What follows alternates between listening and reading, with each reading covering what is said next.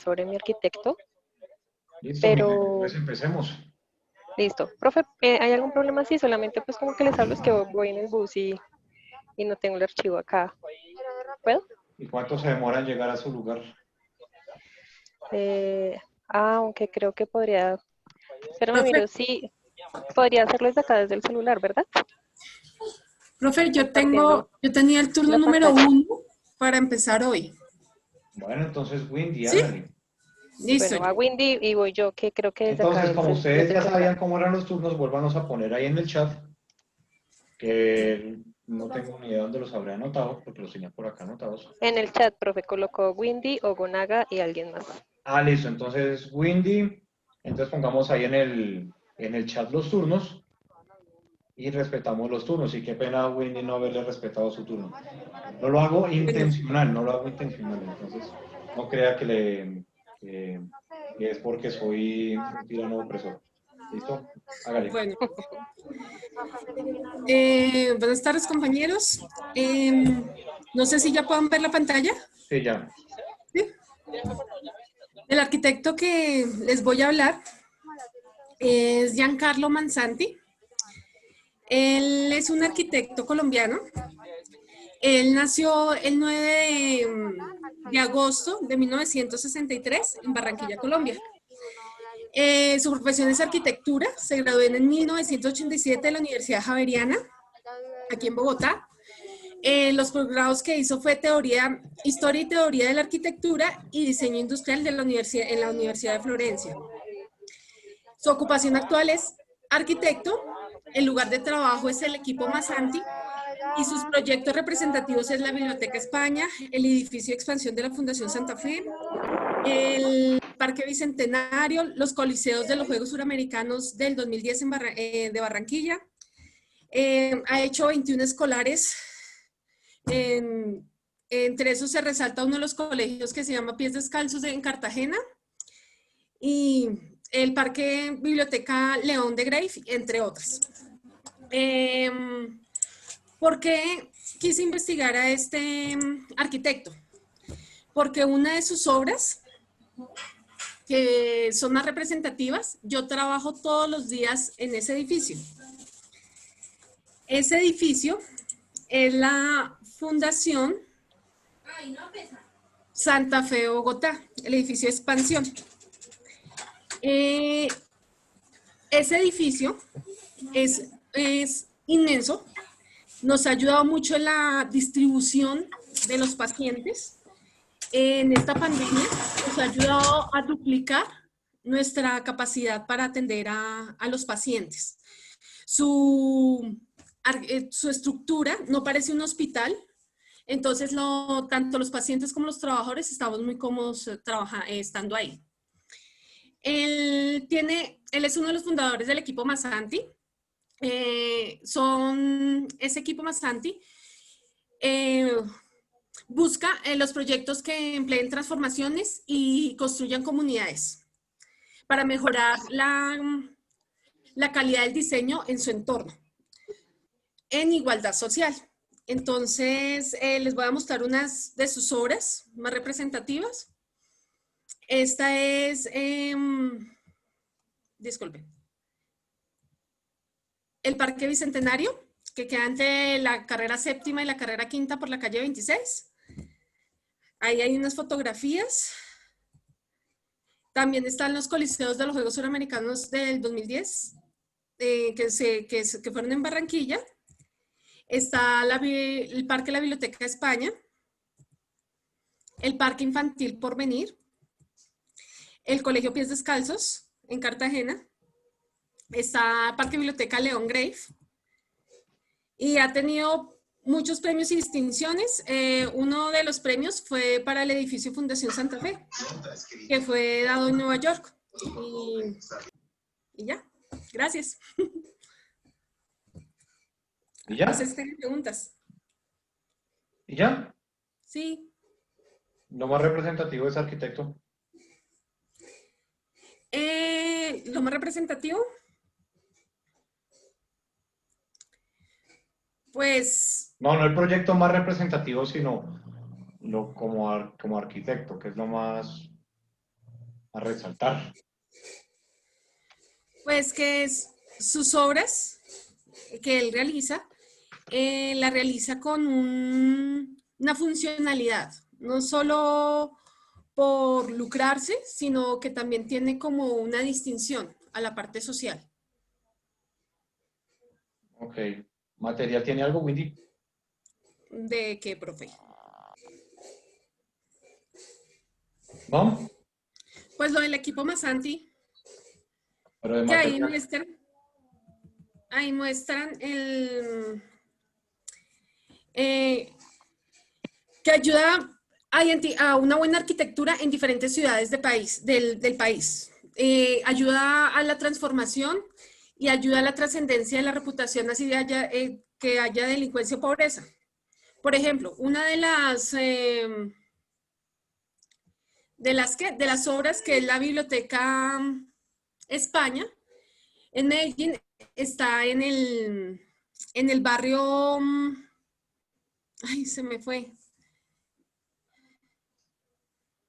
Está en uno de los barrios pobres de Medellín, pero es Barrio muy Santo Domingo. representativa, es muy bonita. ¿Señor?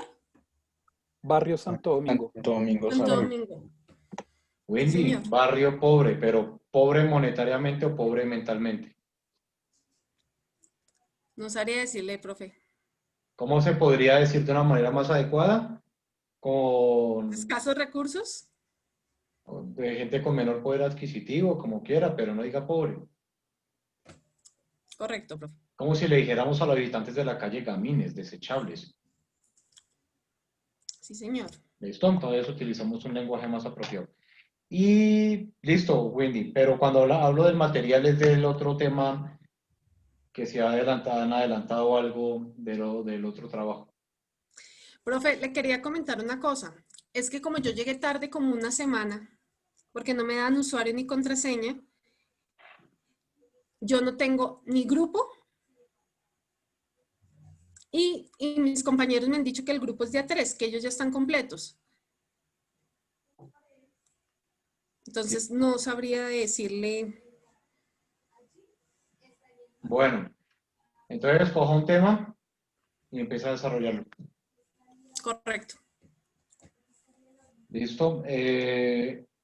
Juan, póngase en la lista para que quede después del que va de último.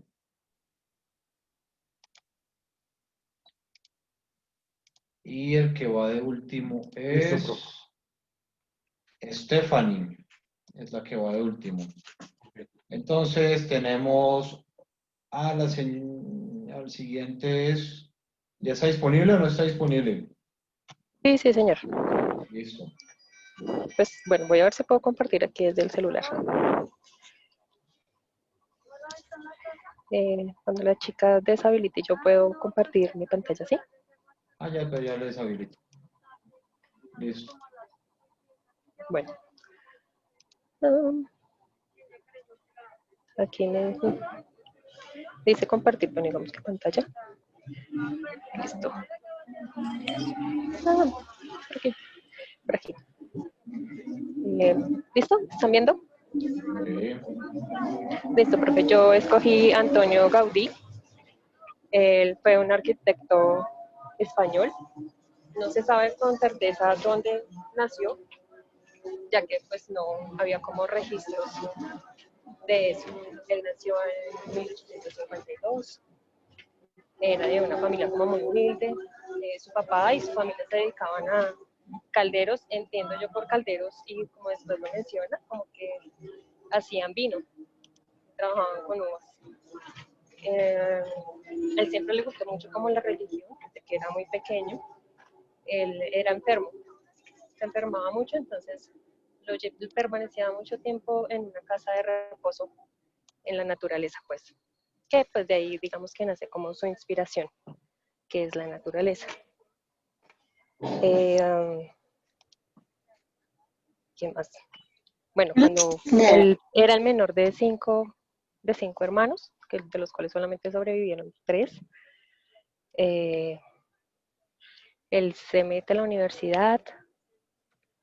Yo realmente estoy hablando pues, de mis palabras mientras les muestro la pantalla porque es que me da mareo porque voy en el bus. Entonces, uf, hola,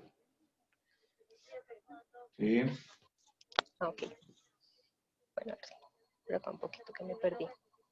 Bueno, voy a decirle así como por encima, profe, de lo que yo me acuerdo porque no puedo leer en el bus. Entonces, él se bueno, mete a estudiar arquitectura, que le llama mucho la atención. Tiene unos momentos como muy fatídicos donde muere su madre y su hermano, y él se va a vivir a Barcelona con su padre y con su sobrina, quien pues también muere a los 36 años. Él cuando tenía como 17, 18 años, pues tenía que prestar el servicio militar, pero debido como a su estado de salud, no lo hicieron ir como a la guerra. Entonces aprovechó para terminar sus estudios. Antes de ser arquitecto, de terminar la carrera como tal, él trabajaba como delineante con algunos arquitectos. Entonces, pues tenía como varias entradas y las personas con las que trabajaba pues le decían que no, que él era el arquitecto, o sea, le veían como mucha madera. Cuando terminó de estudiar, cuando le otorgaron el título, le dijeron que no sabían si le habían dado el título a un loco o pues a un teso, pues que el tiempo se encargaría de decirlo. Ya para cuando se graduó, él se conoció con quien fue uno de sus mejores amigos y aliados, que fue el señor Well, que era un empresario y quien empezó como, digamos que la mayoría de sus obras fueron porque él se las dio como trabajo. Él empezó a hacer como unas farolas, espérame que por acá abajo están. Pero bueno, pero primero termino de contar de su vida. Entonces, bueno, su sobrina fallece y él pues como que se dedica por completo como a estudiar y a lo que tiene que ver con sus obras y él le encantaba, pues de hecho a él le llaman el arquitecto de Dios, porque fue como muy metido en los cuentos de la iglesia, aunque nunca haya desarrollado como tal ser sacerdote o alguna cosa así, él siempre estuvo metido en la iglesia. Y pues en cuanto al amor, solamente se enamoró una vez de una chica, pero pues el amor no fue correspondido, entonces con más veras se dedicó completamente a su trabajo, a su pasión que era la arquitectura y a la iglesia. Entonces entre todos los trabajos que le encargan, el más grande y el que no alcanzó a haber terminado, que es la Sagrada Familia, que está en España. Por acá, por acá, por acá, por acá. Ese fue como su obra más grande, pero pues no alcanzó a verla terminada. Cuando él tenía 31 años se la encargaron, porque ya alguien había como iniciado el proyecto, pero él decidió cambiarlo completamente. Esta foto que ustedes ven acá es la maqueta de lo que es la Sagrada Familia, solo que ahí donde está yo la coloqué al revés, porque realmente él lo que hizo fue en la parte superior de un techo sobre un retablo empezar a colgar las bolsitas, bueno, de material digamos que de arena, donde formaba unos ángulos que eran pues unas catenarias y así eran como sus planos. Él no tenía planos así en papel, sino que él iba haciendo era como maquetas. Cuando, cuando él tenía el taller, de hecho él se fue a vivir allá a la Sagrada Familia, él tenía su taller ahí, que se dedicó por completo y pues al mismo tiempo desarrollaba otras obras como estas que están por acá, más o menos unas 17 obras fueron muy famosas, como por ejemplo esta cooperativa obrera, esta está como entre las primeras que él hizo.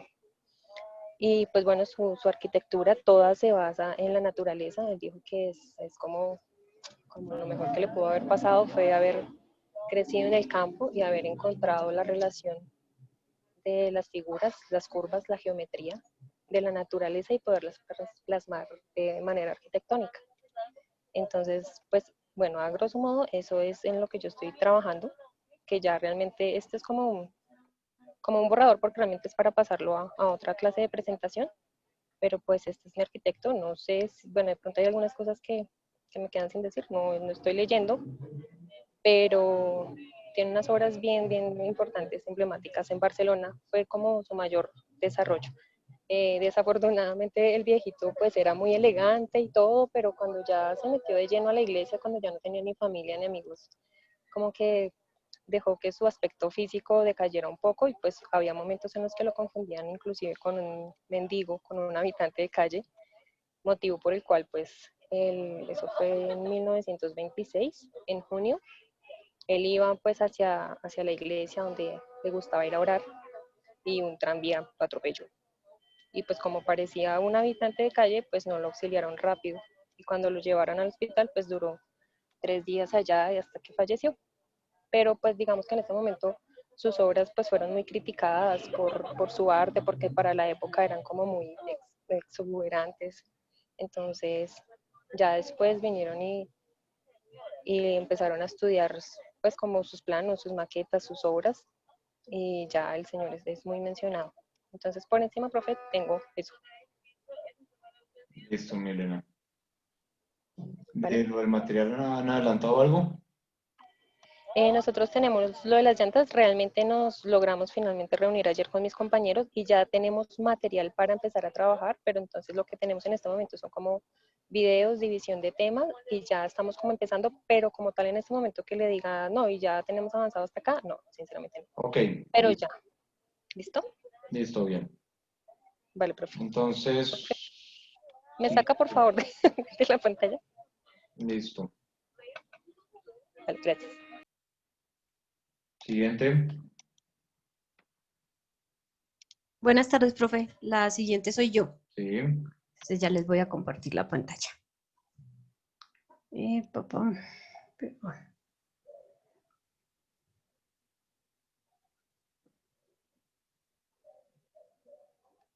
Me avisan cuando lo vean, por ya favor. recargo.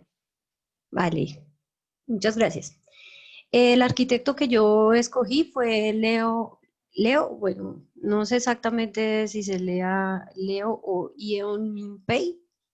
Es un arquitecto chino, de los más importantes de China. Él decía que los edificios no significan éxito, 3 o 4 obras maestras son más importantes que 50 o 60 edificios.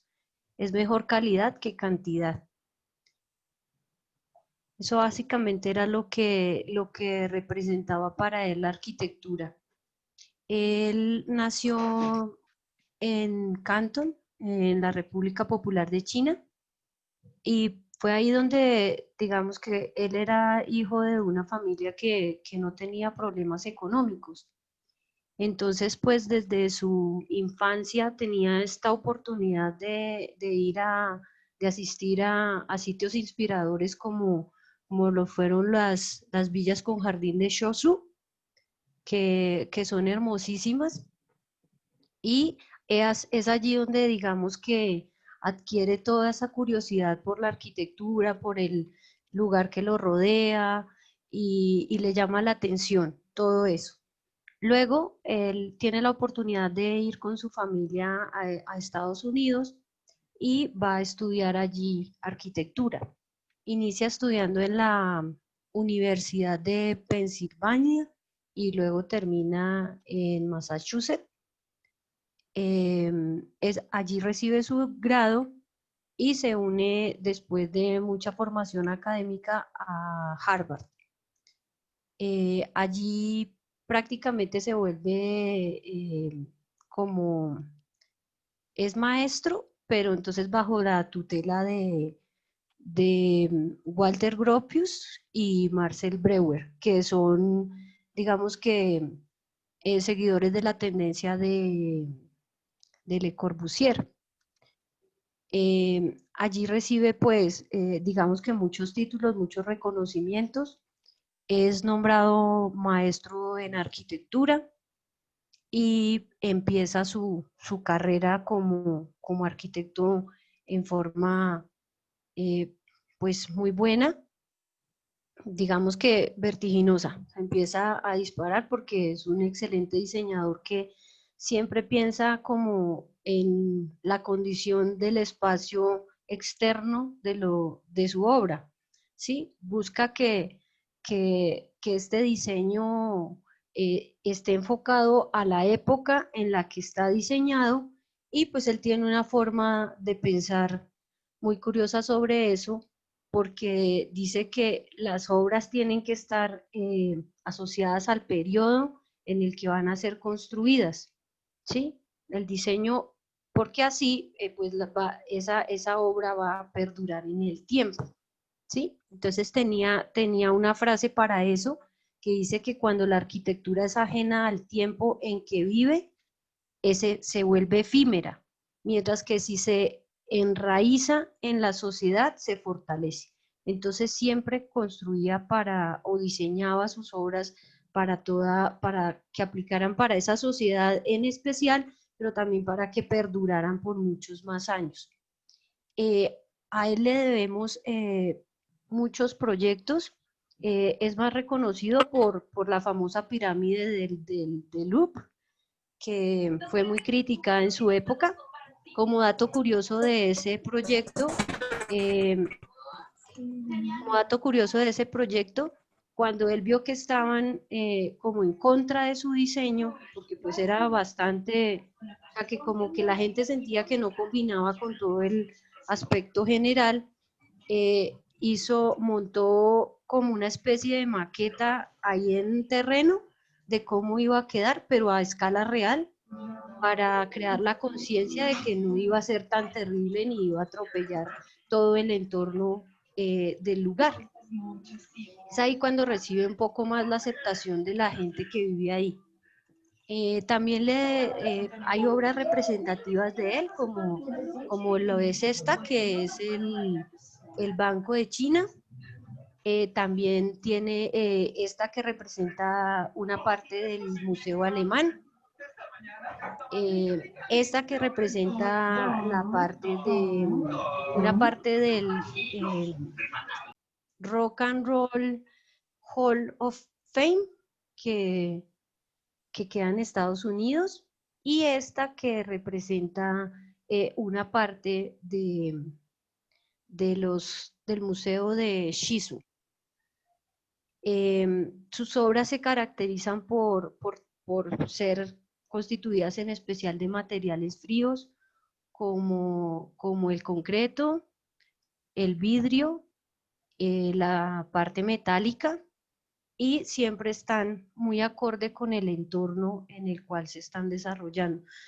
Tuve la oportunidad de ver varias, y digamos que la que más así se ve, que de pronto atropelló un poquito el espacio, fue la del Museo del Louvre, pero pues él justifica eso como que en la misma forma del Museo del Louvre,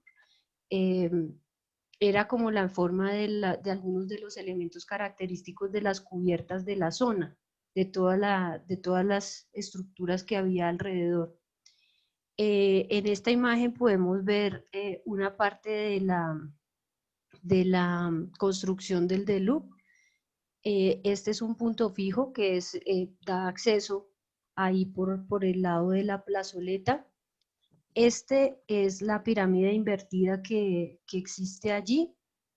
Y pues básicamente también eso caracterizaba mucho de sus obras, porque con los planteamientos que hacía, a veces que eran tan desafiantes, tenían que generar, digamos que era como un desafío constructivo. Entonces también les ponía a funcionar mucho su cerebro, de tratar de solucionar muchos aspectos para poder llegar a realizar eso tal cual como él lo estaba diseñando. Entonces, eso es de admirar. Lo escogí por accidente, porque en medio de la investigación de un arquitecto representativo, encontré muchos nombres, pero a él lo dejaban en último lugar. Me pareció llamativo, no sabía que había construido la parte de lo de la pirámide del Louvre, pero tiene muchísimas obras que son significativas, que aún se conservan después de tantos años, y lo más admirable es que él murió a los 103, 102 años en el 2019, y casi que toda su vida la dedicó al diseño. Entonces, es realmente de admirar, y pues digamos que para mí es como que nunca es tarde para lograr las cosas, y que por más viejo que estés, puedes hacer grandes cambios en la sociedad. Entonces todo ese aporte que él le hizo a a la arquitectura es gigante. Estas son algunas de sus obras, pues en la segunda entrega, digamos que me enfocaré en alguna de ellas, que por ejemplo el Museo Alemán me parece muy interesante. Y pues, profe, ese es el avance que tengo hasta el momento de mi Perfecto, arquitecto. Verónica. ¿Y de material? De material nosotros estamos trabajando con Icopor reciclado. Nos hemos encontrado con que es complejo, sí, tiene bastante complejidad, pero estamos generando un proyecto para crear pegante y adhesivo para diferentes ítems de la construcción. Entonces, Bueno, estamos pero no con me el... vayas a ir, no le... No. Yo tengo unas excelentes preguntas destructoras de material, no me vaya a dejar ningún tema suelto antes de No, señor. proponer, porque si me dejan temas sueltos antes de proponer, por ahí me puedo meter y pegar para Ah, sí, señor. el Sí, señor. resultado. Ujú, ¿Listo, sí, Verónica? señor. Bueno, sí, señor. Gracias. Está muy temprano para que ya tengan propuesta, Pues para que ya tengan solución. son, digamos que es una idea. Bueno, Es una pero idea. está muy temprano porque no han hecho una investigación tan larga, teniendo en cuenta que apenas vamos en la sesión número 8. Ah, pues es Una que hemos investigación tan larga esculcado como para bastante. decir Sí, ya señor. lo lograron. ¿Listo? No, todavía no. Bueno, Esa es la listo. idea, pero Listo, vamos a perfecto, seguirle Verónica. trabajando. Gracias. Gracias. Gracias. Entonces, seguiríamos con el señor Fabio. Profesor, buenas noches, ¿cómo está? Buenas noches. Ya le comparto mi pantalla. Ponga su cámara, Fabio. Sí, señor, qué pena. Qué pena con usted. A la compañera Gonaga se lo permití porque iba en un bus. Ya, sí, qué pena, qué pena. Listo. Compartirlo acá. ¿Dónde comparto esto? ¿En pantalla? ¿Qué? Sí, acá. Comparte. Esto no.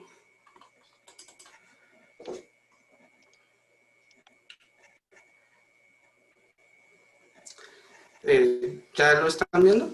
Sí. Sí, ya. Listo, profe. Ya dos compañeros míos trabajaron sobre el mismo arquitecto, ¿sí? Entonces, pues, yo el arquitecto Yo vengo del SENA, en el SENA me aprendí algo de él, de las obras de él, por eso, pues, prosigo con este trabajo, me ha gustado las obras que han hecho por la parte urbana, ¿sí? Entonces, pues, no sé, vamos así con mi trabajo. El arquitecto Rogelio Salmona, ya pues bien sabe, él es franco-colombiano, ¿sí? Nació el 28 de abril de ¿Hay manera en que deje de 1921. brincar eso? Ah, qué pena. Que está brincando demasiado feo. Nos va a Listo, ya. emborrachar a todos. Ok, ya, un golpecito, qué pena. Listo. Bueno, él estudió, como bien he sabido, 3 semestres en la Nacional. Bueno, antes de su bachillerato y todo fue en un colegio francés que estaba aquí en Bogotá. Después estudió 3 semestres en la Nacional y en el 48 pues se tuvo que ir por lo del 9 de abril. ¿Sí? 10 años, estuvo 10 años en Europa. ¿Sí? Al regresar a Colombia, él estudió en la Universidad de los Andes, donde él obtuvo el título de arquitecto en 1962. ¿Sí? El arquitecto Salmona se enfocó mucho en la parte, en las grandes obras de él, fue con las influencias de la arquitectura precolombina. ¿Sí? Él se enfocó en estudiar lo de nuestro entorno, Suramérica. ¿Sí? Bueno, Está América. brincando demasiado. Qué pena, es el escritorio.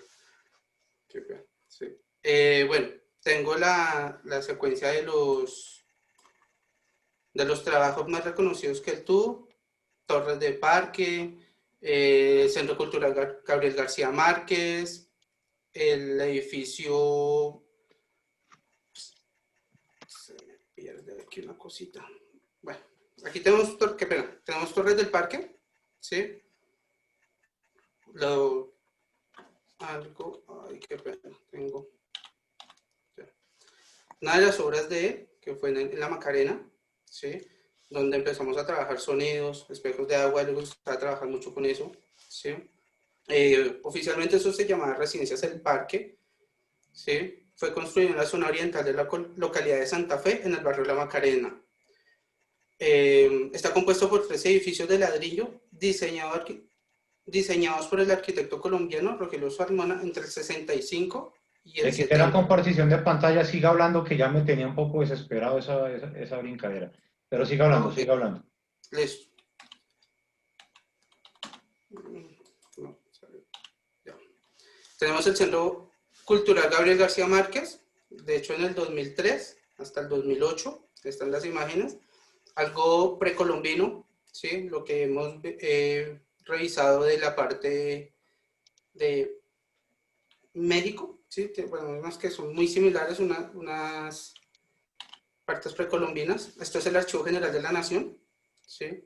Acuérdense que Maneja estamos mucho la viendo. parte del sonido, también, como les dije, los espejos de agua, Biblioteca Virgilio Barco, ¿sí?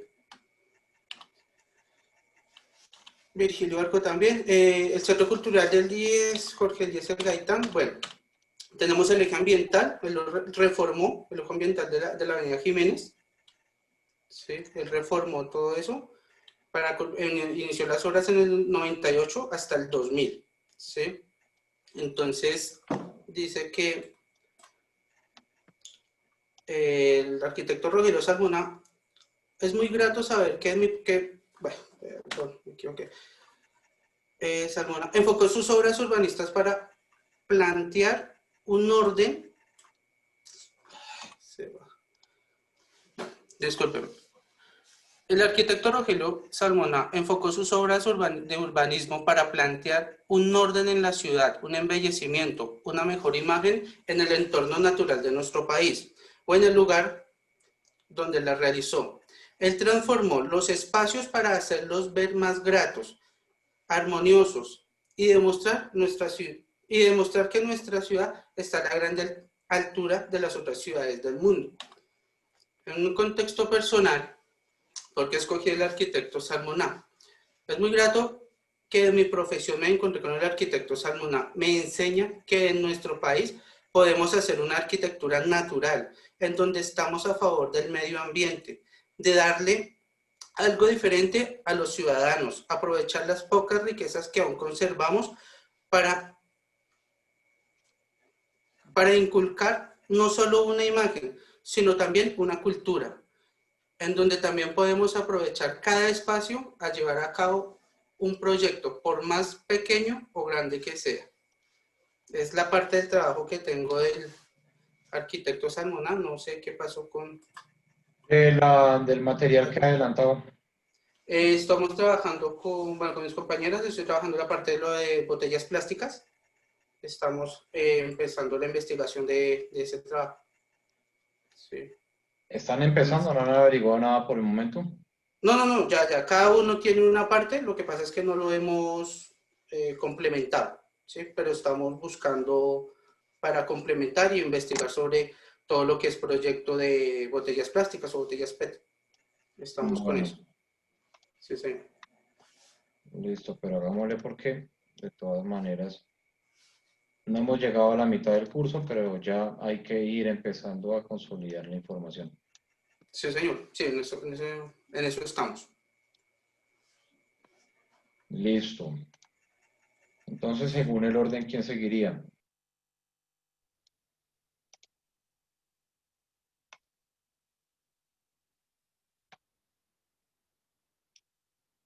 Fabio Juan Manuel Ayala.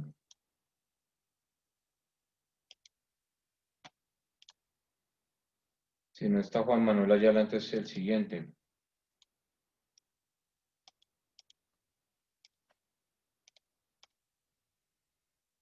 Néstor Fernando. Buenas noches, profe. Voy a compartir pantallas de mi computador. Entonces estoy conectado a los dispositivos.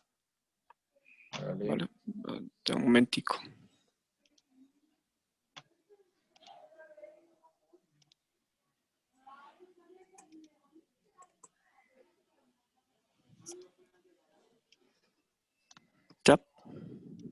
Ahí está. Bueno, listo. Bueno, yo el arquitecto que escogí es Simón Vélez. Primero lo escogí porque me gustan las obras que ha hecho y también que resalta mucho lo arquitectónico y lo tradicional. ¿Por qué lo digo? Porque, digamos, él es uno de los arquitectos que maneja mucho la guadua y esto pues es como algo patrimonial, es algo de acá de Colombia, es algo muy, muy original de acá y lo lleva a otros países. Digamos, hace poco hizo un hotel en China y pues imagínense en China que manejan tanto el bambú, la guadua y todo eso y llevar un arquitecto colombiano hasta allá para realizar estas obras, pues es algo muy importante, pues para mí. Él nació el 2 de febrero de 1949 en Manizales y tiene 71 años. Él se caracteriza mucho porque, digamos, en sus obras trata como de combinar lo natural con todos los minerales, el cemento, todas esas cosas, ¿sí? Da como un equilibrio, porque, digamos, ya no satura tanto la construcción como uno suele ver los edificios llenos de mucho concreto, de ladrillos, cosas así. Él trata de darle como un toque ambiental. Él estudió en la Universidad de los Andes, casi no lo dejan graduar porque habían dos materias que a él no le gustaban. Entonces él se decidió retirar y un tiempo después, como vieron su trabajo y todas esas cosas, entonces lo llamaron otra vez para darle su título. Estaba también averiguando un poco sobre el bambú, porque no conocía mucho. Entonces como un pasto, es un pasto que crece demasiado, demasiado acá en la cordillera de los Andes. Crece hasta 15 metros por año y da mucha resistencia a las construcciones. Y más como él inventó un método de que es quitarle, por dentro es hueco, pero trae como unos anillitos, esos anillitos se los quitó y les mete varilla y les mete concreto y eso da una resistencia demasiado fuerte. Inclusive lo llaman como el acero vegetal. Y pues obviamente es muy ecológico y pues no daña así tanto la naturaleza. También está averiguando que es muy fácil de transportar, por lo que digamos por el tamaño y pues el peso no es que signifique mucho. Y es fácil de colocarle en las obras y pues hacerle un buen tratamiento, entonces pues a mí la verdad me parece genial ese método con el que trabaja y el material. Pues, como está diciendo, hace más de 35 años descubrió esta técnica y pues lo ha llevado a muchos sitios del mundo, a Francia, perdón, se me fue la luz, a Francia, a China, a Estados Unidos. Entonces, eso fue lo que me llamó más de la atención de este arquitecto. Digamos, acá les puedo mostrar una de las construcciones privadas, porque él también otra cosa que me llamó la atención, que él no se concentra solo en los planos, sino también en hacer la construcción, porque dice que esto le da dinero y pues con eso le da una rentabilidad para tener una buena vida.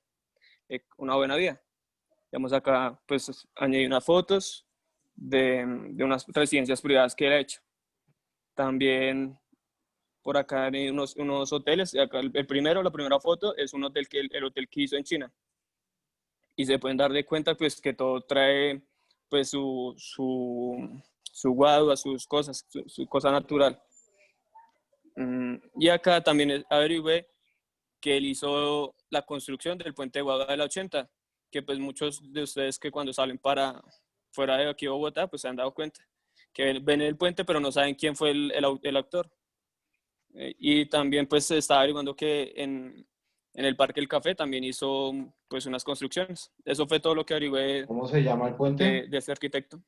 Este puente se llama, ay Dios mío, no me acuerdo ahorita, pero tiene el nombre de una mujer. ¿Y la Pero no me razón? acuerdo. No, la verdad, no, eso no lo averigüé. Sí, simplemente que así como mirando, fue que descubrí que este puente, porque pues yo también salgo mucho por ahí, pero nunca había caído en cuenta quién fue el arquitecto de esta obra. Puente Jenny Garzón. Jenny Garzón, exacto. Bueno, Sí, señor. averigüe la historia de ese puente para que también lo tenga, ¿Para anexarla? Ok, profesor. para que lo tenga presente. Sí, señor. Listo, señor Néstor Fernando. Sí, eso fue De una raya. materiales, ¿cómo van con Pues, eso? pues nosotros vamos bien porque, digamos, con mis compañeros estamos investigando bien sobre el tema del icopor. Primero no se llama icopor, sino se llama polidureno de algo. Es un componente que es del petróleo, que es expandido. Entonces estamos averiguando y averiguando todo eso para poder darle una solución al problema de las basuras, porque es grande, porque uno va por la calle y pues ve muchos recipientes y cosas de icopor. Entonces el problema está grande para resolver. Listo, perfecto. Sí, señor. Bueno, muchas Andrés gracias. Martínez, Buenas noches. buenas noches. ¿Sí me escuchan? Sí, Profe, un favor, es que tengo doble usuario. ¿y qué necesita? Para compartir. No lo tengo que hacer nada, solo comparta. Porque Listo. ya habilité la opción hace rato. Listo, vale.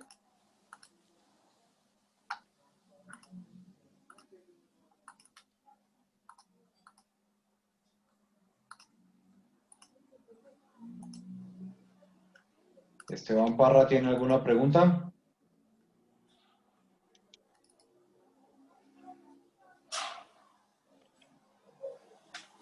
Espéreme un segundo, no vaya a empezar, Andrés. Esteban Parra, ¿tiene alguna pregunta?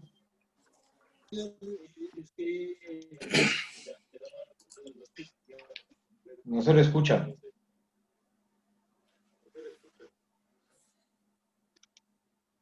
Levanté la mano, profe, para poner. No, ponga su nombre según el orden que llevamos ahí en el chat. ¿Listo? Para tenerlo ahí en cuenta. Vale, vale. Listo, Andrés, empecemos. Buenas noches nuevamente. Bueno, Bueno, yo escogí, como un compañero también escogí a Leopoldo Rutter. Lo escogí, digamos, más por su estilo cubista y la arquitectura neoclásica. Y también, digamos, porque tenía como ciertas ínfulas de la arquitectura de Le Corbusier. Y también hacía también el uso del concreto armado. Leopoldo Rutter nació el 27 de agosto de 1894 y murió el 7 de julio de 1978.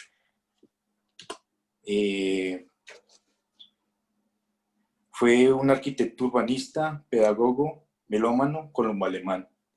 Se graduó en la Universidad de Karlsruhe, creo que se pronuncia así, no sé. Comenzó su carrera como arquitecto en el año 1925, trabajando durante 10 años en la construcción de varios edificios en el Estado alemán. Ahí digamos que tuvo la oportunidad como de trabajar en la escuela de Bauhaus, donde digamos marcó su estilo, su manera de diseñar. Aquí podemos ver la hoja de vida de Leopoldo Rutter. Digamos, lo que más me llamó también la atención fue, digamos, como las etapas que tuvo él o como la esencia de arquitecto que se vieron como en tres grandes etapas, que fueron la primera etapa, que fue como la etapa cubista, que empezó desde 1929 a 1941. Digamos que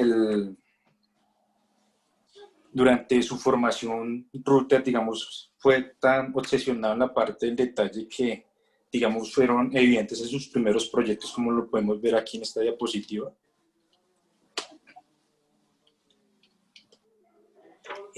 Digamos, en la etapa cubista, digamos, él en cada uno de sus proyectos, digamos, desarrolló la esencia de lo que era la elegancia, la audacia o riesgo, la escenografía, el carácter tectónico, el contraste, la simetría, antropomorfismo y la sabiduría histórica, el funcionalismo, economía y solidez tectónica.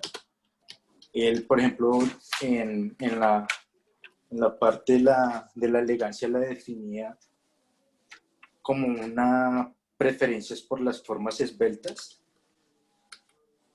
y digamos que tenía a menudo proporciones un poco como alargadas, pero en forma mesurada, y también lo veía como un arte reservado. Aquí podemos ver unos ejemplos. En la parte de audacia o riesgo, digamos, él lo definía como partes importantes del arte.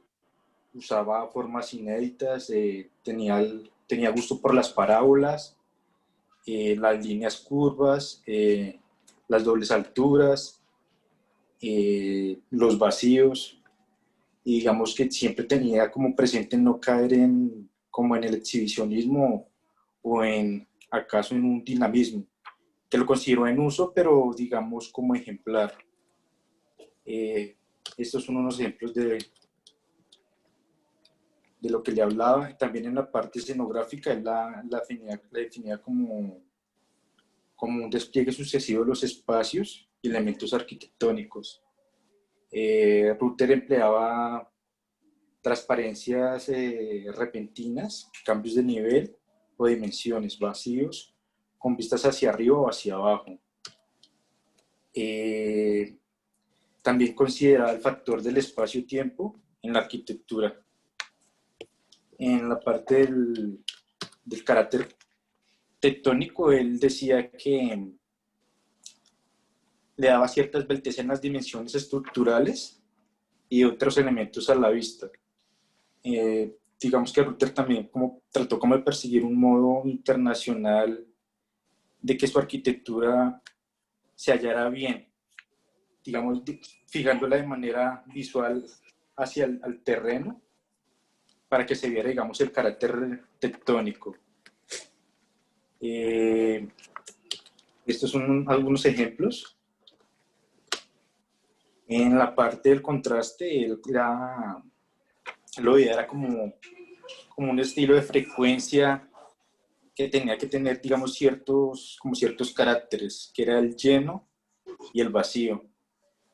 En la parte de la simetría, digamos que él fue como más obsesionado por esa parte y digamos que le dio como más reconocimiento en esa parte. Digamos que lo caracterizó de cierta manera con diferentes arquitectos de la época. Acá hay unos ejemplos, como el de la Universidad Nacional, que fue el campus.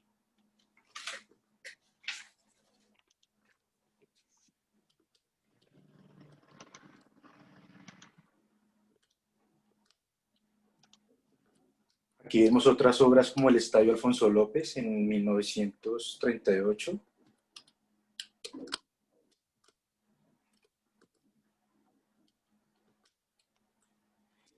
En la etapa Perret o neoclásica, también, digamos, conservó esa esencia de la elegancia, de la audacia, la escenografía, del carácter tectónico, el contraste, simetría, funcionalismo, economía. O sea, lo que caracterizó sus obras fue que siempre conservó esa esencia como arquitecto que tenía en esos puntos. Y la antropomorfismo y la sabiduría histórica la definía la entendía como una obra arquitectónica, como un organismo que, entre otras, hacía alusiones al hombre, como escala o ritmo, y que debía, digamos, tener como más especificaciones a los bordes o límites inferior, superior y lateral en las fachadas. Digamos, estas zonas poseían un aspecto o un modelado diferente al resto o al interior de las superficies.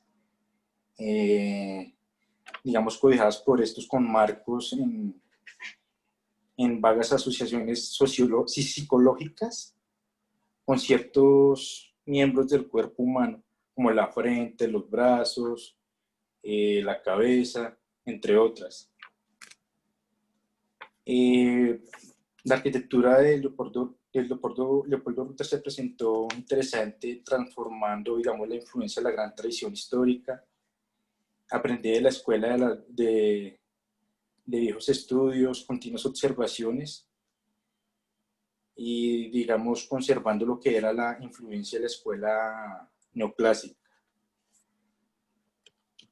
En la parte del funcionalismo, él veía la arquitectura como una manera de satisfacer los requerimientos de los materiales que resultan del propósito de las edificaciones.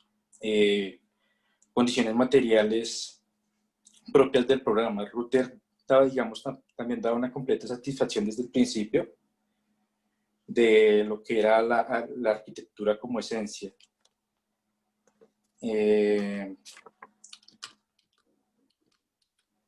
Digamos, la etapa de la síntesis de él es como la recopilación de las etapas anteriores y obviamente, digamos, tomando en parte de la arquitectura moderna, como les había dicho inicialmente, también de Le Corbusier y el uso del concreto. En la parte de la economía, él la definía como una constante en su obra. Digamos, se exceptúan solamente en algunos casos en el que el arquitecto deseaba la jerarquía simbólica de ciertos espacios y volúmenes. En esas edificaciones emplearía, digamos, relieves escultóricos, vidrierías con rejas decorativas, rampas o escaleras con desnivel muy suaves, como lo podemos ver en este ejemplo. Digamos, él en la parte económica, digamos, de sus obras, siempre, digamos, que creaba una tendencia a lo que era la sobriedad, digamos, con énfasis en el ordenamiento y las proporciones hermosas. También, digamos, la economía, él definía la economía como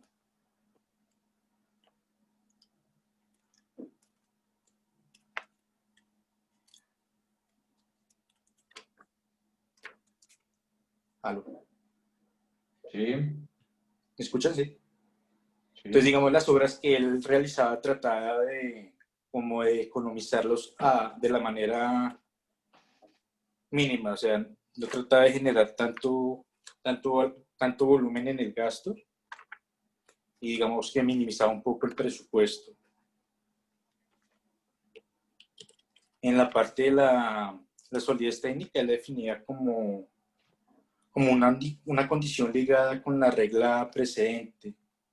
Era como la dificultad de edificar en la forma correcta con materiales secados modernos. Es bien conocida. Nuestro arquitecto, como resultado, él definía como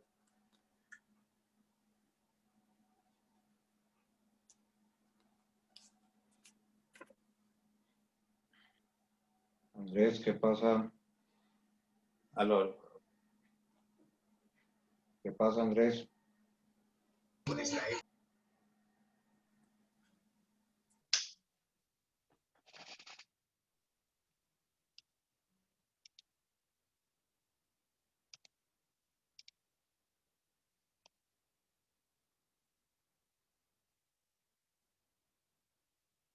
Juan Eduardo Bermúdez. Listo, profe. Entonces, voy a compartir el escrito. Profe, te saltaste 3 personas. Espérate, ¿cómo así?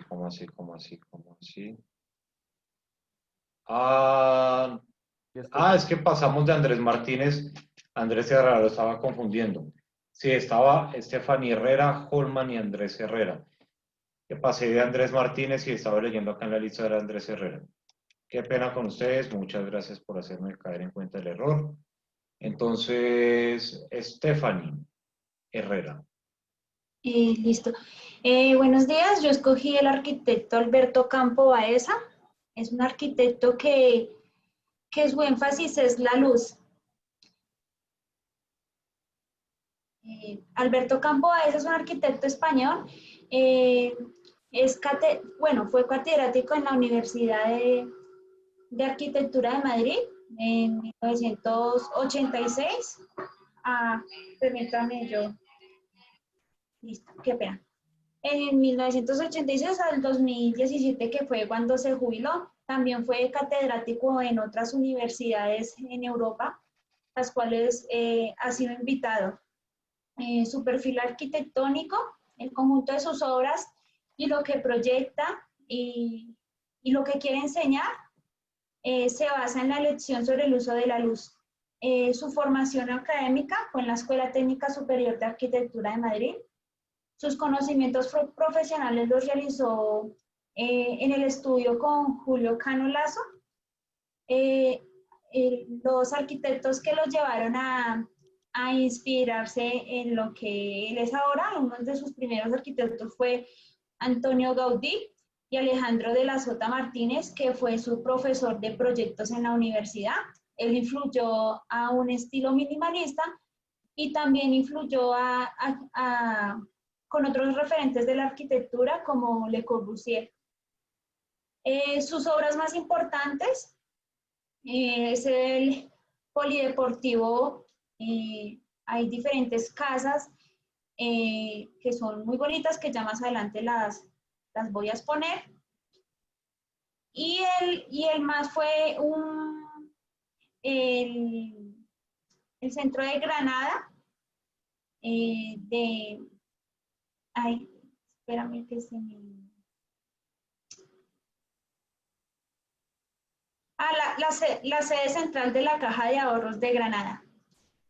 Nació en Valladolid, España, en 1946. Tiene 74 años. De Madrid. Fue Juvencio Campo Fernández, fue un cirujano.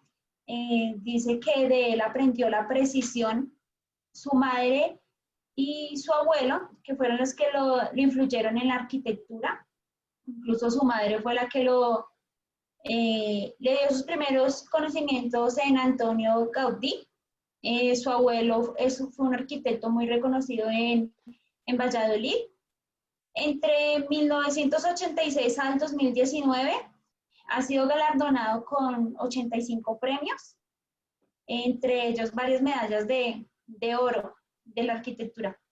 Entre 1996 al 2020 escribió 78 obras, entre ellas aportes en revistas, artículos y libros. Él cree que la arquitectura como idea construida y que los componentes principales de la arquitectura son la gravedad que construye el espacio y la luz que construye el tiempo. Él se basa mucho en lo estereotómico y tectónico. Voy a mostrar uno de los... Él tiene muchos proyectos, pero hubieron unos que me han encantado. Entre esas está la Casa Rotonda. Como podemos ver, se basa también en los principios de arquitectura, entre ellos la malla de los 9 cuadrados. Aquí vemos el énfasis entre lo estereotómico y tectónico. En todas sus obras, lo que descarto es que él dice que siempre quiere hacer lo más hermoso y lo más bello. Incluso él tiene una página de arquitectura donde muestra todas sus obras y en todas las que pude leer, comienza en que quería hacer algo bello y hermoso. Una de las obras que más me gusta de él es una tumba que hizo en Venecia, se llama Un pedazo de cielo en la tierra. Él quiso hacer un cuadrado de 3x3 y a ese cuadrado le abrió seis orificios en diferentes partes del cubo para que la luz entrara. Incluso aquí al principio de mi presentación está la obra. Es una tumba. Entonces, por debajo hay un hueco y ahí está la tumba. Está la casa en Guaycín. Él siempre quería jugar con la luz. Podemos ver los destellos de luz que entran en sus diferentes equipamientos. Muchas de las obras de él son grandes ventanales que muestran un gran paisaje. Está el Domus Aurea. Aquí se basó mucho esto es en México, y él se basó mucho en Barragán, que es también un arquitecto mexicano. Barragán también es uno de sus referentes en la arquitectura, y de ahí sacó el dorado. Entonces podemos ver que el destello de luz siempre está entrando. Está la Casa Rufo, el Museo de la Memoria de Andalucía. Igualmente podemos ver cómo juega con la luz, y ese es uno de los principales que me llevó a enamorarme de este arquitecto y de la arquitectura que él hace. A él le dicen que es el arquitecto de la luz, pero él no se considera así. Él dice que todos los arquitectos debemos ser los arquitectos de la luz, que es el material más bello y más importante en la arquitectura, y muchos de los arquitectos no lo utilizan en sus obras. Hay unos escritos de él que me gustaría compartirles. Este es de un libro que se llama Quiero ser arquitecto, para los que sueñan y luego quieren construir sus sueños. Un arquitecto es un creador, un arquitecto es un pensador, alguien que idea construcciones. Un arquitecto es un constructor, alguien que construye ideas, alguien que crea, alguien que piensa cosas que se pueden construir. Alguien que construye algo que está muy pensado, es un soñador, es un artista, es un técnico. No es un compositor de formas, no es un simple constructor de materiales, no es alguien frívolo y arbitrario. Es como un médico que hace sus diagnósticos con sabiduría y tiempo. Es como un cocinero que combina los ingredientes con conocimientos de causa. Es un poeta que coloca las palabras de tal manera que llegan a emocionarnos. Y otro escrito que me encantó fue Pensar o no pensar. Esta es la cuestión. Pensar y construir. Pensar el qué y cómo construirlo. Pensar sin saber cómo, pensamientos vanos. Construir sin saber qué, formas vacías. La idea es el que se quiere hacer, dando respuestas a las cuestiones del contexto, de la historia, de la función, con el hombro como centro. La construcción es como la materialización de aquellas ideas, geométricamente con la composición, con los espacios, proporcionados con la escala, físicamente con la construcción, con los materiales acordados con las estructuras. Pensar, idear construcciones, construir, levantar ideas. La arquitectura es siempre idea construida. Dibujar, con el dibujo como instrumento de transmisión, con trazos expresivos para trasladar las ideas al papel, con trazos precisos para concretar su construcción al ejecutor. La luz y la gravedad como temas centrales de la arquitectura. La luz que construye el tiempo, la gravedad que construye el espacio, la luz que tensa el espacio para el hombre y la gravedad que tensa la construcción. La luz con su capacidad inefable de vencer la gravedad. Enseñar a proyectar es enseñar a aprender a pensar y a construir. Aprender a mirar, observar, ver, imaginar, inventar y crear. Proyectar arquitectura es crear. Crear es pensar como bien decía Sullivan, es crear en nuestros pensamientos. Pensar, esta es la cuestión.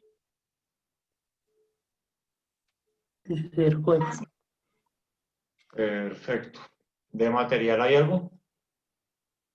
Sí, señor, hemos trabajado, prácticamente ya tenemos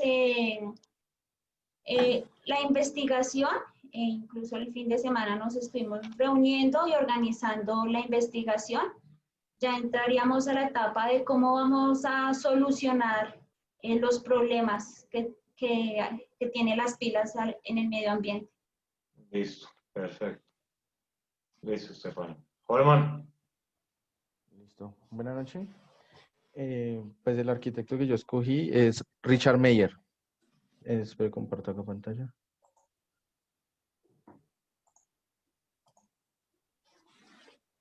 Listo.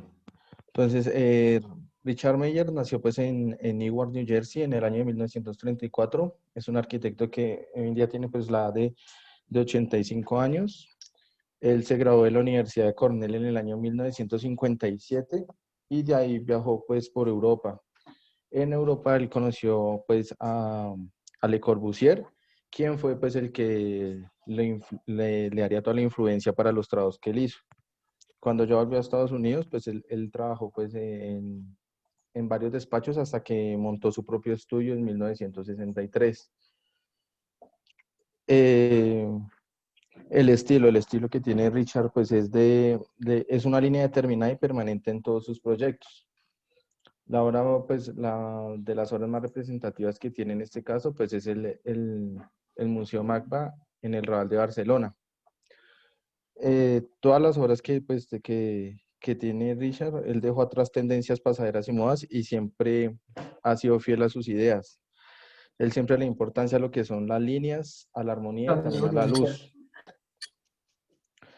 La organización de sus edificios se basa en tramas geométricas que obedecen siempre a condiciones de su entorno. Siempre le da un ordenamiento pues, a los espacios interiores y exteriores. Una gran característica que tiene él es que la mayoría de sus obras, todas son con el color blanco. Él dice que considera que el color blanco es es el más puro, ya que reúne pues, a todos los demás y van cambiando de tonalidad. Él dice que considera la arquitectura como una disciplina que se encuentra en en un continuo flujo, que va cambiando con el paso de los años. Otra de las obras, pues enfocando, él tiene muchas obras, él tiene investigando, tiene más de 40 obras. Entre de las más representativas, pues está el Magma en Barcelona. Esta es una de las últimas que hizo, fue la carcasa de la iglesia del Jubileo. Esta obra se encuentra en Roma. Esta obra fue construida entre el año 1998 y 2003. Para construir esto, se convocó un concurso y en ese concurso se presentaron varios arquitectos famosos y pues resultó ganador Meyer. Estas obras que ha hecho él en varios sectores, digamos esta, era en un barrio que se llama Tor Tre Testes en Roma y eso influenció para que ya se recibieran muchísimos más turistas en el año, más de 35.000 turistas se reciben en el año. Este arquitecto ganó el premio Pritzker. Pritzker. El premio Pritzker pues, se considera el premio de mayor prestigio internacional y principal con el que se puede honrar a un arquitecto en el mundo. Y también ganó lo que fue la medalla de oro del Instituto de Arquitectos de América, que este es un reconocimiento a la influencia duradera de la teoría y la práctica de la arquitectura. Acá hay otras obras. Este es un edificio residencial que se llama Torre Residencial Sinji. Hay otra característica de las obras digamos, siempre en la parte frontal es donde se ve toda la luz y lo que entra, y en la parte externa es donde pues en la parte de atrás casi no se nota sino lo que son ventanas y esa parte. Acá hay más obras y como podemos ver ahí, todas las obras se caracterizan por el color blanco.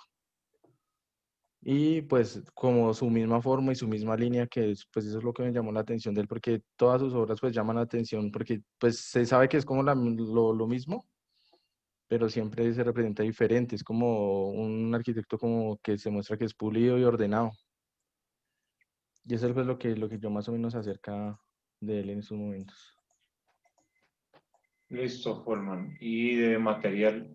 ¿Hay algo? De ese también, sí, pues ya hemos investigado con cada uno de mis compañeros y ya estamos en el proceso de cruzar ideas, ya pues cada uno nos hemos repartido y hemos hecho averiguaciones y ya estamos en el tema de reunir todas esas ideas. Listo, perfecto, Holman. Muchas gracias. Listo, sí, señor. Andrés Herrera, ahora sí. ¿Cómo está, profesor? Listo, entonces ya les comparto pantalla. Listo.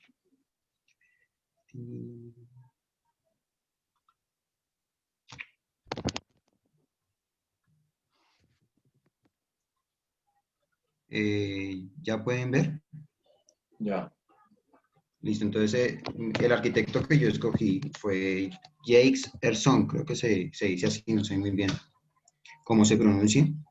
Este es un arquitecto más o menos, este es un arquitecto contemporáneo, no es muy antiguo, es un arquitecto suizo.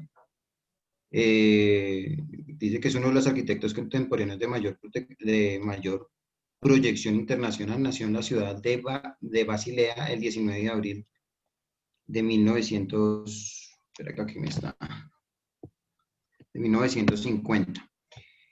Empezó su carrera como arquitectura en el Politécnico de Zurich y también después de eso, en 1938 crea la firma Gerson, crea una firma de él con un compañero o con un colega que empezó estudiando con él también. Y después entonces él hizo varios trabajos, ellos ya han hecho, porque ya es un grupo, han hecho varios trabajos. Y lo que me gusta de él es que tiene, digamos, le gusta manejar formas geométricas y tiene muchas ideas imaginativas para hacer sus edificios, sus construcciones. Entonces, ¿qué más dice por acá? Entonces, a él le gusta trabajar más que todo con materiales cotidianos, pero lo que hace es reinterpretarlos para que haga unas construcciones más minimalistas y que queden más innovadoras. Entonces, él tiene varios trabajos, pero por aquí puse solo unos, como por ejemplo estos que están acá, como la biblioteca de la Universidad Técnica de Cottbus. Y como pueden ver, digamos, acá, él tiene lo que hace es, sus construcciones son de formas, por ejemplo, esta tiene formas curvas, cilíndricas, y es muy minimalista, mejor dicho, parece una fortaleza, digamos, lo que está haciendo ahí, como la biblioteca. En sí, lo que utilizó ahí para su construcción es la fachada, es cristal curvado, sin bordes. Sí, también tiene, por ejemplo, esta que es muy, el Vitra House, que es una casa, es como un lugar de exposición para muebles y cosas del hogar, pero entonces lo que hizo él acá es muy interesante porque lo que hizo fue como juntar, como apilar formas, entonces como tiene como 5 pisos, entonces lo que hace ahí él es como tratar de mostrar que lo que exponga se pueda ver en varios sitios, no que me pare yo en un solo lugar y de ahí puedo ver, sino que si yo estoy en un lugar pueda ver lo que están exponiendo y también en los paisajes circundantes. Él también hizo un proyecto que es creo que todos lo conocen y que se dio mucho a conocer en 2008, que fue el Estadio Olímpico de Pekín, que lo llamaron que fue conocido como el Nido del Pájaro, y que pues que es una construcción muy extraña, sí, pero es muy interesante y es muy bonita. Lo que le gusta es en sí son las formas geométricas, la parte de fachadas, digamos, por ejemplo, el Centro Lab es un centro como de danza, entonces esa fachada ellos lo que querían expresar ahí era como color, entonces digamos, cuando el sol se pone en su fachada, entonces cambia de varios colores. Sí, entonces ellos son muy imaginativos en lo que van haciendo. Digamos la casa de Runin, que es esta de acá, se ve que es como muy simple, es como una casa normal, ¿sí? Pero pues, como pueden ver ahí, pues digamos, pone cosas contemporáneas y pone cosas, digamos, como antiguas. Entonces, con ventanas muy grandes, no tiene una simetría así que uno diga, wow. Las chimeneas y también quedó flotando aquí la casa. Entonces, pues tiene formas imaginativas de hacer las cosas. Digamos, el Dominus Winner, que es una bodega, él la quiso hacer quiso fue que fuera, que fuera construida con el entorno, que mejor dicho, que no se ligara del entorno de la naturaleza. Entonces, cogió materiales de la naturaleza, como por ejemplo unas piedras y elementos de hierro, y pareciera que si se ve desde lejos, no daña el entorno.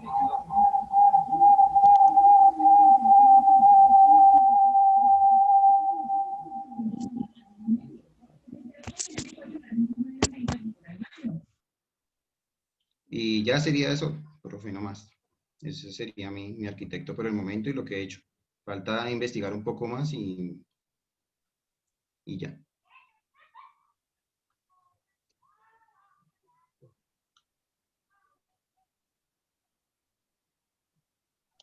Tenía el micrófono apagado. ¿Y el material, Andrés? En el material nosotros ya el grupo ya hemos averiguado el tema, ya hemos visto... ¿Qué material es? Es el icopor, entonces es el polipropileno expandido. Okay. Y pues ya lo que tenemos, hemos averiguado el tema, que cómo es, sus características y todo eso, y ya hemos hecho reuniones para socializar, y falta es cuadrar un poco más y poder cuadrar bien las ideas para buscarle una solución. Listo, perfecto, Andrés, gracias. Listo. Entonces ahora sí sigue Bermúdez. Listo, profe, gracias. En el chat le estoy compartiendo la URL del video en YouTube. Entonces, voy a compartir la pantalla, los que lo quieran poner.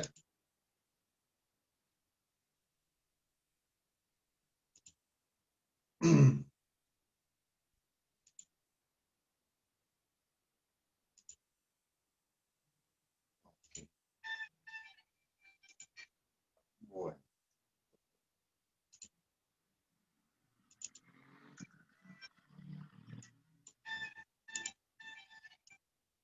Bueno, ¿se ve? Sí.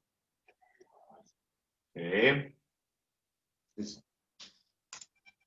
Bueno, entonces, el arquitecto con el que decidí trabajar, el maestro Guillermo Bermúdez. Decidí trabajar con básicamente por dos razones, porque era un arquitecto contemporáneo de mayor influencia, había trabajado con el arquitecto Rogelio Salma, aunque Mona no es colombiano, pues digamos que me parece interesante que después sabía... Se está escuchando demasiado cortado. La oportunidad de trabajar con el arquitecto Chávez Eduard, más conocido como Corbusier. Bermúdez, digamos que toda la parte de su arquitectura entró básicamente en el tema de vivienda, diferentes escalas. Fue premiado con tuvo mención con 4 proyectos, en donde siempre fue redundante con la manera como construía la ciudad, perdón, construía los proyectos pensando que el lugar o la ciudad partía desde el proyecto, es decir, él fue muy interiorista. Entonces, sus proyectos premiados fueron la Casa Bermúdez, la Casa Bravo, que tuvo mención en segunda bienal. Esta, cambiando ahí, para un segundito, es el proyecto del conjunto residencial del Blue. Este proyecto me pareció importante porque en él participó con Salmona. Y me pareció importante porque Salmona y Bermúdez tienen dos conceptos completamente diferentes de la arquitectura desde el punto de vista. Es decir, Salmona ve la ciudad desde afuera, cómo integrar los proyectos a la ciudad, al urbano, y Bermúdez lo hace totalmente al revés. Él quiere integrar el proyecto a la ciudad. Entonces, me pareció muy interesante que esos dos arquitectos hubieran podido trabajar en ese proyecto. El proyecto tuvo mención de honor en la segunda de arquitectura. Y el último proyecto que fue premiado fue el edificio Lleras de la Universidad de La Sabana. De ese proyecto, voy a volver un momentico. Bueno, disculpen por no. Ahí, listo. De ese proyecto hay algo que me parece muy interesante y es la manera como logra integrar todo el espacio que pone la soleta como tal, y lo por decirlo así, puesto que toda parte de los balones hacia el interior, todos los balones, y el proyecto en su cubierta se desarrolla como si fuera la soleta, permitiendo que todo el acceso principal de la Universidad de La Sabana. Entonces me parece muy chévere que se haya logrado que un proyecto haya logrado la cubierta, ¿sí?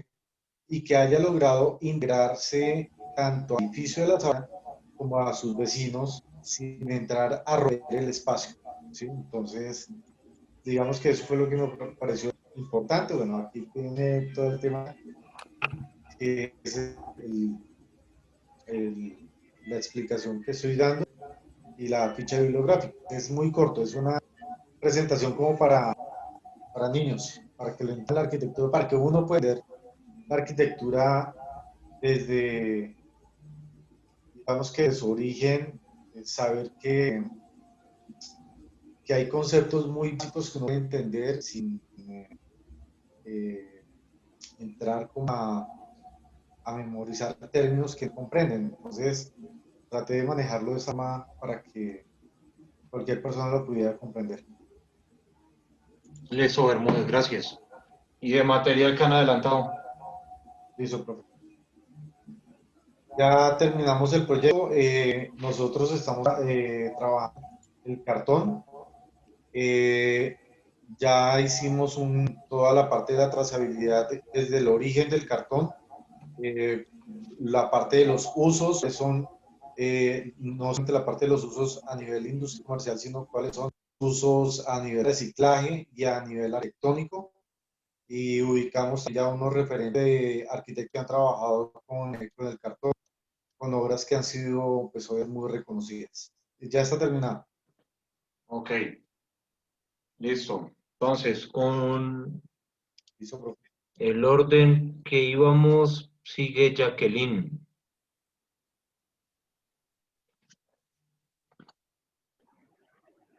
Pachón.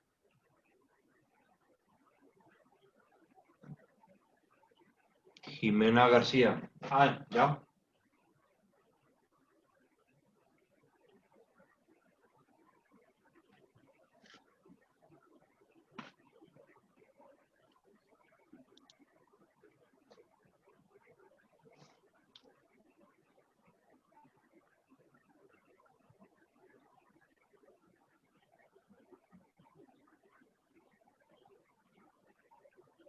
Si hablo, ustedes no van a tener tiempo.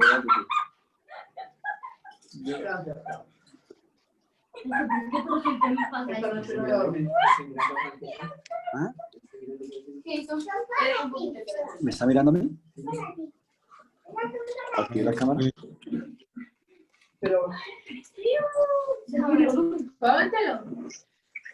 Bueno, ya Jacqueline no tiene sonido, pero sí lo tiene Franklin, eso está bien.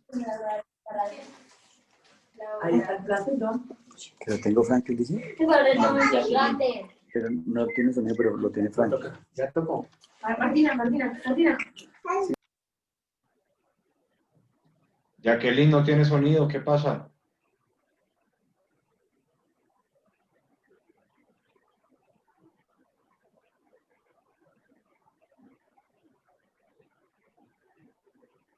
Bueno, pasemos con Jimena García mientras Jacqueline logra solucionar sus problemas de sonido.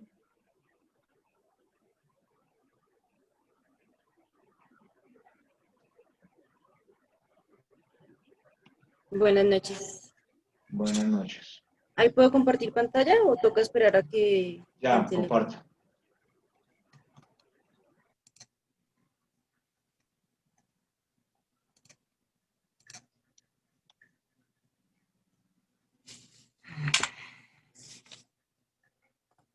Bueno, el arquitecto que yo escogí se llama Frank Gehry. Él nació el 28 de febrero de 1929 en Canadá. Su padre es judío y su mamá es polaca. Estudió arquitectura en la Universidad del Sur de California. Y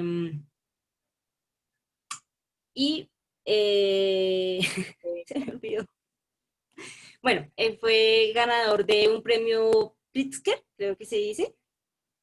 Su nombre verdadero es Frank Owen Goldberg, pero pues por petición de su esposa, de su primera esposa, se cambió el nombre, por lo que pues tenía ascendencia judía.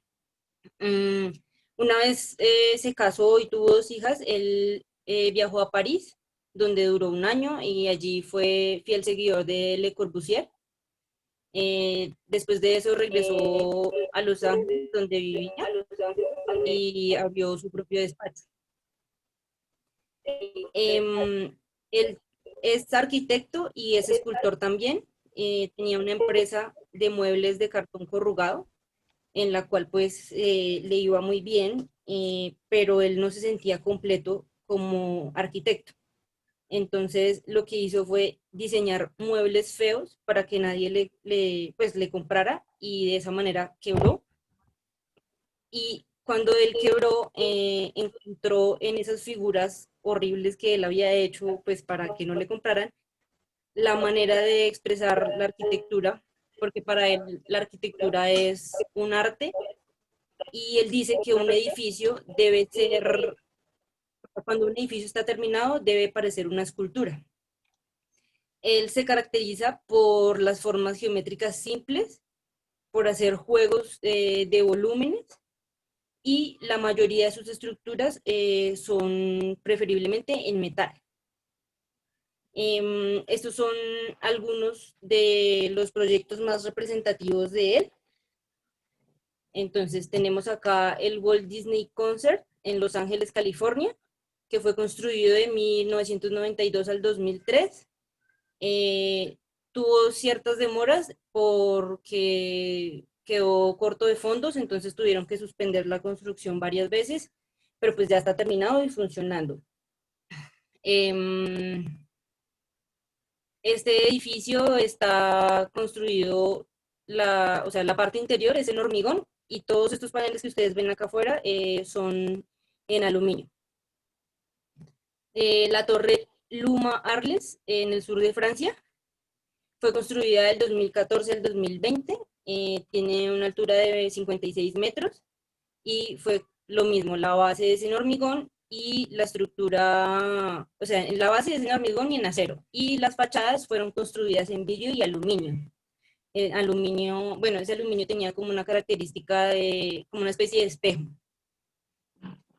El Hotel Bodegas Marqués de Riscal, inicialmente eran unas bodegas, esta zona es como productora de vino, entonces eran unas bodegas, unas cabañas de vino. Los dueños quisieron hacer un hotel y lo llamaron a él para que pues hiciera una propuesta, y el resultado pues fue esta escultura que ustedes pueden ver acá.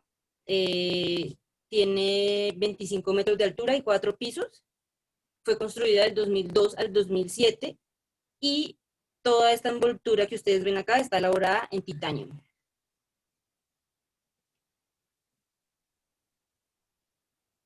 Esta es la Clínica de la Salud Mental Lou Rubo en Las Vegas. Fue construida del 2007 al 2010, tiene 8.910 metros cuadrados. Lo que él pensaba con esta estructura era hacer un diseño que no pareciera un hospital, como lo mencionaba ahorita una compañera. Él lo que quería era que, porque él tenía una persona conocida que tenía problemas mentales, y él lo que quería era que esas personas se sintieran cómodas en el sitio y no se sintieran como que estaban en un hospital. Entonces la parte interna también es súper extraña, y por eso los enfermos y los visitantes que van a este lugar pues no se sienten como en un hospital. Básicamente está hecho con cubos de cristal y estuco blanco. Esta es la Fundación Louis Vuitton en Francia. Son varias galerías de arte. Él la hizo como, se inspiró en un barco, entonces cuando uno lo ve de perfil, es como si uno estuviera viendo un barco. Estas cubiertas asemejan las velas de los barcos. Todos estos cubos simbolizan como iceberg, están hechos en concreto, toda la estructura es metálica y en madera. O sea, la estructura principal es en madera y las cerchas que soportan la cubierta son metálicas. La cubierta es en vidrio y pues digamos que la han como modificado varias veces de acuerdo como a las temporadas del año y le han puesto colores y demás. Este es el Biomuseo de Panamá. Este fue inspirado en las tribus indígenas, por eso tiene tantos colores. Fue la primera como construcción de Getty en América Latina.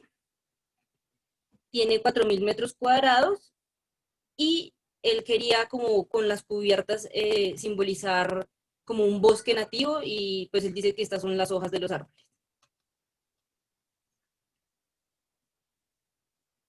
La torre, perdón, no se llama Nueva York, se llama la Torre Beckham de Nueva York. Tiene,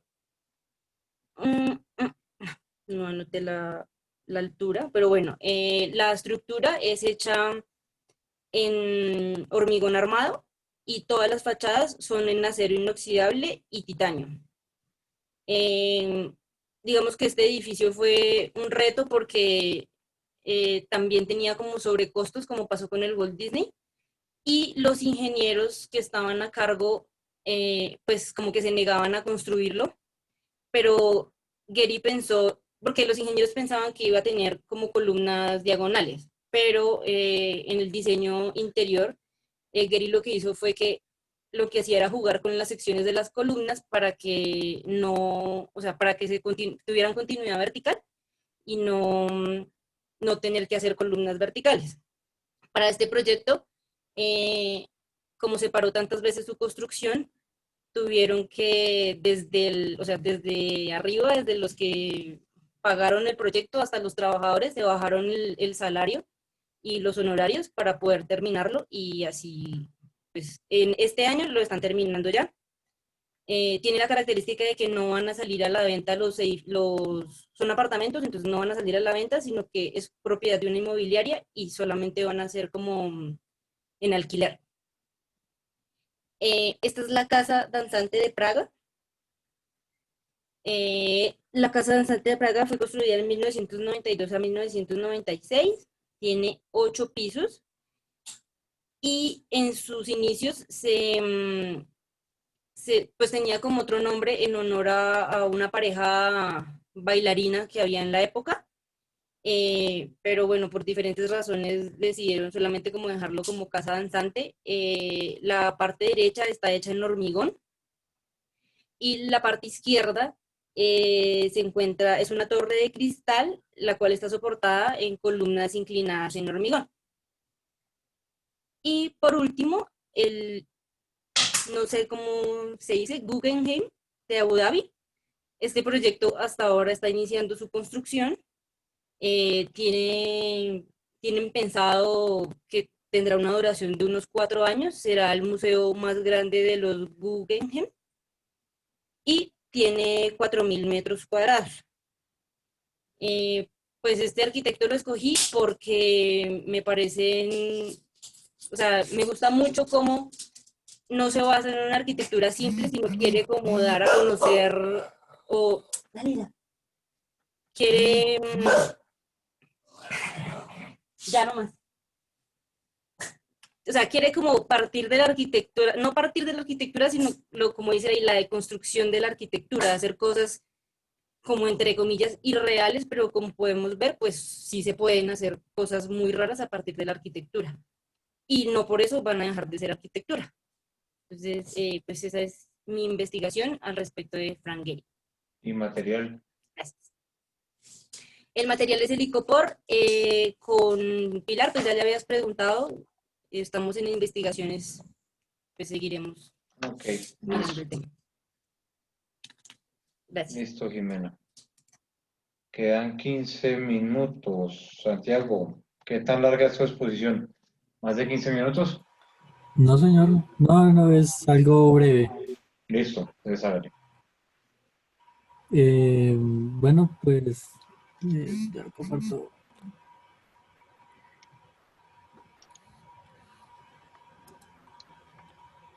Eh, Qué pena, profe, para compartir la pantalla, es que no veo el icono.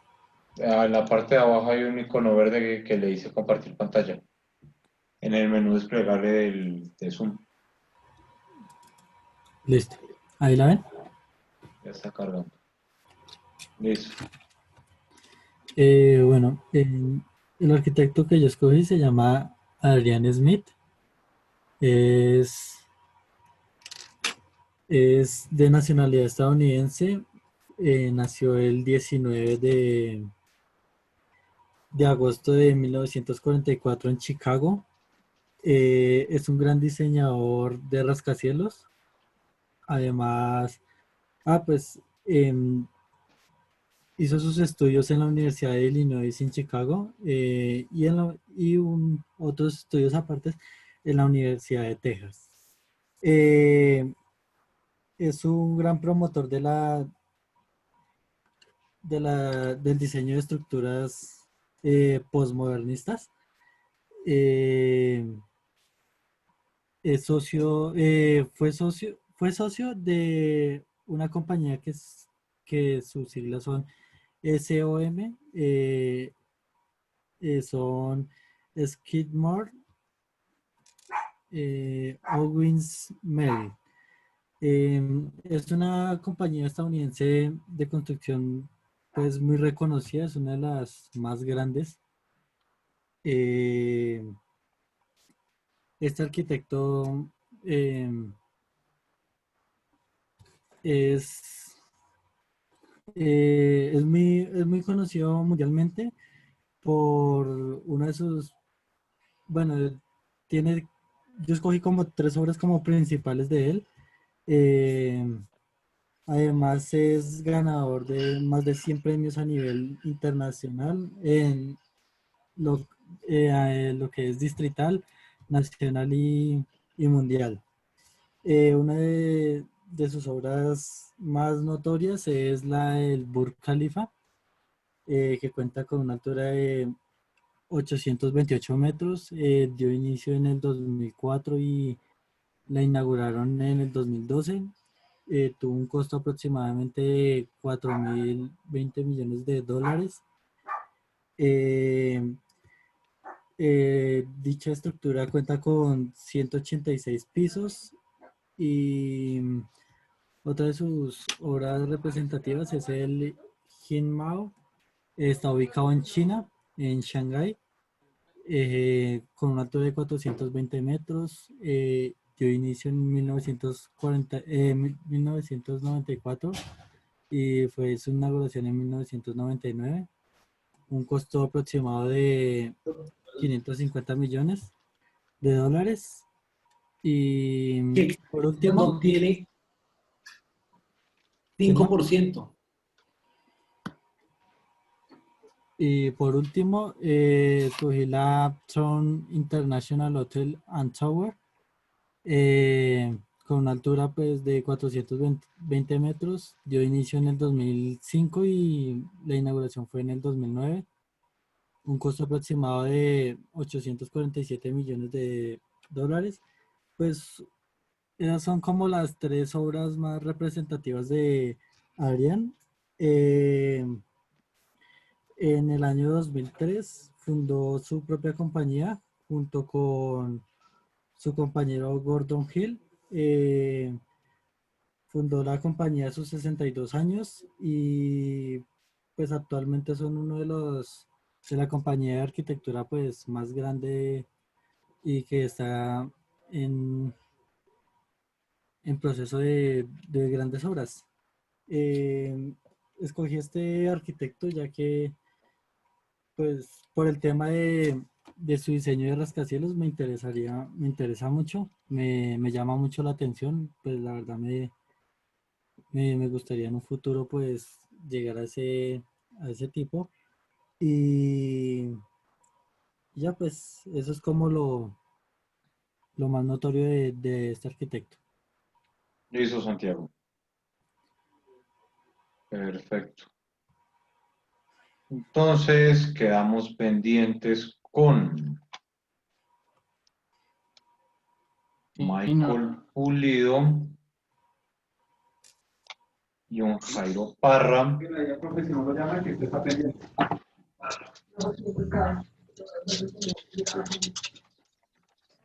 Entonces ya voy a tomarle foto a esto para que no se vaya a olvidar tenerlos en cuenta mañana los que quedaron pendientes. Ponga su nombre ahí de últimas para que quede la lista. Acá en el chat del Zoom. Ay, Profe, pido la palabra. ¿Qué pasa, Dani? Profe, cabe anotar pues que todos de los, digamos, 12 arquitectos expuestos, 10 de ellos basa mucho en Le Corbusier, ¿no? Y este fue uno de los pioneros de la arquitectura moderna. No sé si alguien haya estudiado de algo más atrás. Me gustaría saberlo, ¿sí? Bueno, Que ya todos veremos, nos estamos... señor Ramírez. Sí. Vale, profe. Listo, entonces ya mañana terminamos los que hacen falta y listo. Bien. Listo, entonces ya mañana nos vamos con Michael, John Jairo, Esteban, Milena, Anderson, Andrés y listo. Profe, buenas Y noches. ahora sí todos se pusieron a poner sus nombres interesados cuando no habían mostrado interés, ahora sí todos quieren ponerse. Listo. Ok. Ahora sí todos quieren. Listo. Something happened. Profe, Señor. Pantallazo de los que tienen ahí el nombre para que no se olvide en la otra clase.